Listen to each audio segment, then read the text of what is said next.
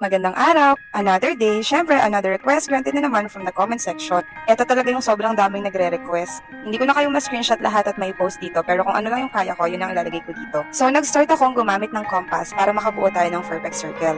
Pero pencil pa rin yung gamitin natin kasi yung circle ay guide lang natin. After kong gumawa ng circle, nakita niyo yung mga lines na ginawa ko para makabuo na tayo ng apple. Tapos, nag-drawing na tayo ng tangkay tsaka ng dahon. And then sa coloring, gamit ulit tayo ng acrylic marker kasi ang ganda talaga tapos hindi bumabakat sa likod.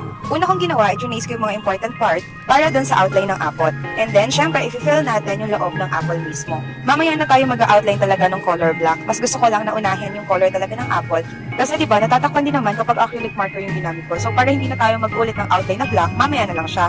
And proceed na tayo dun sa tangkay. Color brown naman yung ginamit ko para sa tangkay. At syempre, color green para sa dahon. Kung nakita nyo, wala mo ng outline yung dahon natin kanina. Kasi papatungan na natin siya ng outline na details. And ito na yung sinasabi ko sa inyo, burahin na natin yung mga sobra doon sa circle na ginuhit natin kanina. At ang gamit ko nga palang pag-outline ay itong may core pen. 08 yung number nito. Sobrang ganda. Alam nyo, ang tagal ko na itong ginagamit pero hindi pa rin nauubos yung tinta. Sobrang sulit nito. At alam nyo ba, nakita ko na rin ito sa Pandayan Bookshop. O diba, hindi na lang siya pang TikTok or Shopee. Nasa Pandayan Bookstore na rin siya. After ng outline, syempre makakalimutan ba naman natin ang highlights. Huwag kalimutan ng white pen. Uy, white pen yun, hindi pen ha. Share nyo na tong video ko and comment nyo kung anong next na ito-draw.